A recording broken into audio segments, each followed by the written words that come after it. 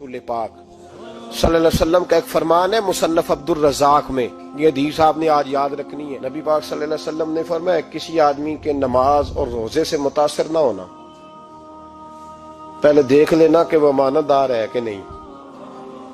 किसी के नमाज रोजे से मुतासिर नहीं होना, पहले देख लेना कि दयानतदार है कि, देखना लोगों की जेबों पे कितनी नजरें डालता है। फरमाया बहुत सारे नमाज रोजे वाले धोखेबाजी करते हैं, दयानती न करें, अपने ओहदे का पास रखें, अपने मनसब का ख्याल रखें। ओहदे जिस जगह आप मौजूद हैं आपकी जिम्मेदारी है। मेरे रसूल पाक सल्लल्लाहु अलैहि वसल्लम ने फरमाया हर बंदा तुम में से निगरान है और जो उसकी रियाया है उसके बारे में उसने जवाब देना है। कभी भी बददयानती ना करें। हम लोगों का पहले एतमाद हासिल करते हैं, फिर उस एतमाद को ठेस पहुंचाते हैं। उसका नुकसान पता क्या होता है? दुनिया में सबसे कमजोर शख्स वो होता है जिस पर कोई एतबार नहीं करता। जिसका एतमाद जाया हो जाए वो आदमी बिखर जाता है। कभी भी धोखाधड़ी की पॉलिसी ना बनाए। हम लोगों से मुफादात लेने के लिए अपने रवैये मीठे करते हैं और जब काम निकल जाता है फिर हमारे रवैये बदल जाते हैं। ये धोखा है, ये बददयानती है। इसको अल्लाह रसूल ने पसंद नहीं किया। मेरे नबी पाक अलैहिस्सलाम ने फरमाया जिसमें तीन बातें पाई जाए वो तो मुनाफिक है।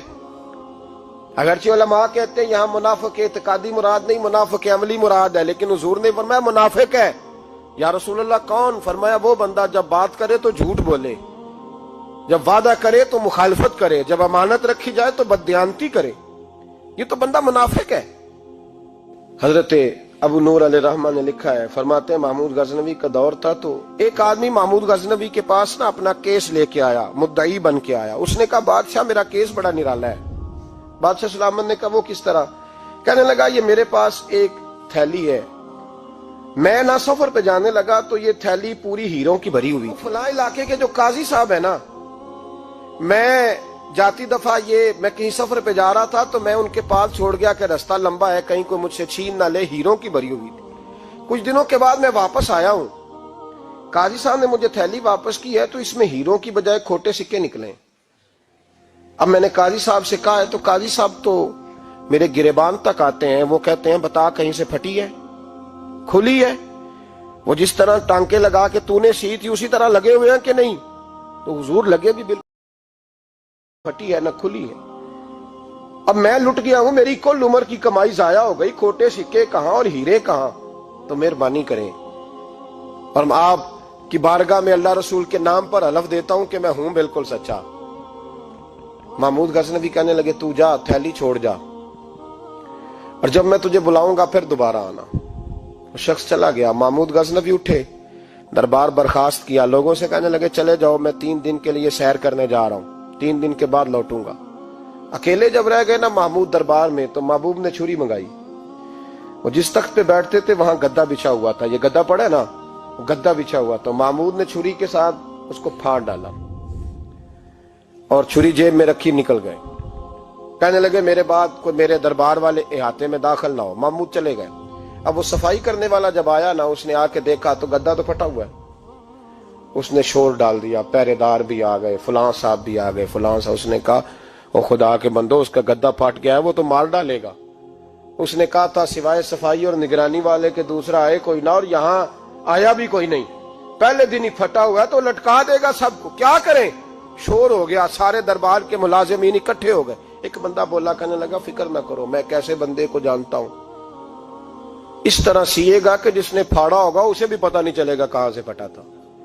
ऐसा बेहतरीन रफू करेगा कि पता भी। उसने कहा यार हम सारे एक महीने की तनख्वाह देते हैं, तू बंदा बुला। वो बुला लिया उसको, उसका नाम मोहम्मद रफूगर था। वो आया, उसको गद्दा दिखाया, उसका यार इस तरह सीना पता ना चले। उसने कहा फिक्र ही ना करो, मैं बड़ा कारीगर हूं। बड़े बड़े कारीगर लोग नहीं हमारे मुल्क में पाए जाते, कोई निशान छोड़ते हैं पीछे? बड़े कारीगर का पैसे होने चाहिए, बड़े बड़े कारीगर बंदे। आप यकीन करें ऐसा ऐसा फलसफा, ये उम्रा इबादत है ना, सरकार दो आलम सल्लल्लाहु अलैहि वसल्लम की बारगाह की हाजिरी बड़ी नेमत है ना। तो सऊदी गवर्नमेंट ने पाबंदी लगा दी, खैर उनकी भी ज्यादती है। इस तरह की पाबंदियां शरीयत इस्लामिया में जायज नहीं। अल्लाह के घर मुसलमान जब चाहे जा सकता है, लेकिन वो कहते हैं जी 2000 रियाल दे। पाबंदी लगाई तो हमारे एजेंटों ने भी कई खास ट्रेनिंग हासिल की हुई है, पता नहीं कहां से सीख के आए, उन्होंने भी रास्ता निकाल लिया। ایک صاحب سے میں نے کہا کہ جناب وہ 2000 ریال لگ گیا تو کیا کرنا ہے؟ کہنے کوئی مسئلہ نہیں، پاسپورٹ نواں بنوا لو، گنجائش ہے، یعنی ہر شے کا حل ہے۔ تو میں نے کہا یار اب عمرہ کرنے جاتے وقت بھی بندہ دھوکہ دے کے جائے، اللہ کے گھر جاتے وقت بھی اس طرح کی حرکت کرے، کیا حال ہو گیا؟ ہر چیز کا لوگوں نے حل نکال لیا، ہر چیز کا لوگوں نے سٹائل بنا لی۔ ایسا نہ کریں، یہ درست نہیں۔ احمد رفو گر کہنے لگا اس طرح سیوں گا کہ پھاڑنے والے کو بھی پتہ نہیں، ان کا پیسے لے یار تو سی دے۔ اس نے سی دی، اگلے شام ہی لا کے بچھا دیا گدا۔ تیسرے دن بادشاہ سلامت آئے، آ کے پہلی نظر گدے پہ ڈالی، اس نے بلایا سب ملازمین کو، کہا کس نے سیا ہے؟ کہا جناب کیا ہوا؟ کہا یہ پھٹا ہوا تھا۔ کس نے؟ کہا نہیں پھٹا ہی نہیں۔ وہ کہنے لگے بنو بات، میں خود پھاڑ کے گیا تھا، تو بتاؤ صحیح سیا کس نے ہے؟ کہا جناب آپ پھاڑ کے گئے تھے تو بتایا کیوں نہیں؟ فرمانے لگے اسی لیے تو بتایا نہیں تھا کہ تم خود تحقیق کر لو، بلاؤ بتاؤ سیا کس نے۔ تو بلا لیا، احمد رفو گر آ گیا۔ اس کو جب بلا کے سامنے بادشاہ کھڑا کیا، کہا بھئی تو نے سیا ہے؟ کہنے لگا حضور آپ کے سارے ملازم کٹھے ہو کے آئے تھے، میری غلطی کوئی نہیں۔ کہا نہیں یار تو بڑا کاریگر ہے، میں نے اپنے ہاتھ سے پھاڑا تھا پر مجھے بھی نہیں پتا چل رہا کہاں سے پھٹا تھا۔ اچھا یہ بتا یہ تھیلی جو ہے یہ بھی تو نے سی تھی؟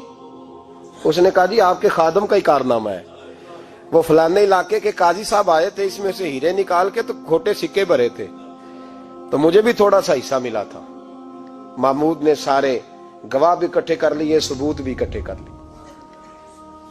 پھر قاضی کو بلایا، پہلے سارے ثبوت اور گواہ کیس حل کر لیا۔ پھر ہمارے ہاں یہ حال ہوتا ہے کہ مدعی 2-3 ہفتے کے بعد خود ہی ہاتھ باندھ جاتا ہے، کہنا تسی میری جان چھڈو، مجرم پھڑو پاوے نہ پڑھو۔ وہ کہتا ہے مجھے معافی دو، میں رہا۔ ظلم ہے نا، ظلم زیادہ ہوتے ہیں۔ اب یقین کریں اتنے سوالات ہوتے، بیچارہ ہف جاتا ہے۔ یہ طریقہ درست تو نہیں، ایک لٹ گیا اور دوسرا طرح طرح کے سوالوں کے جواب دیتا پھرے بیچارہ۔ سارے ثبوت اکٹھے کر کے قاضی صاحب کو بلایا، تنہائی میں لے جا کے محمود غزنوی نے کہا قاضی صاحب آپ سے غلطی ہو گئی، غریب آدمی تھا، وہ لٹ گیا ہے، اس نے تو بڑی مشکل سے کچھ ہیرے جمع کیے تھے اور اس کی کل کائنات تھی، تو آپ اس کا مال اسے دے دیں، بات ختم۔ قاضی صاحب کہنے لگے آپ مجھ پہ الزام لگا رہے ہیں، سوال ہی نہیں پیدا ہوتا۔ آپ میری داڑھی دیکھیں، آپ میرا اعزاز دیکھیں، دنیا جانتی ہے میں اس کا۔ قاضی صاحب انسان بھول ہی جاتا ہے، بندہ بھول جاتا ہے، غلطی ہوگی، مال نے کہا نہیں سب، کہا میں تنہائی میں پوچھ رہا ہوں، میں اس وقت پوچھ رہا ہوں جب دوسرا موجود کوئی نہیں، آج توبہ کر لے، میں کچھ نہیں کہوں گا، تو میری زبان پہ اعتبار کر، تجھے پتا ہے میں جو کہتا ہوں اس پہ عمل بھی کرتا ہوں، باز آ جا۔ پر قاضی نے کہا نہیں میری غلطی کوئی نہیں۔ محمود نے پھر بڑے دربار میں بلا لیا، مجمع عام میں، مہلت کے دنوں میں جو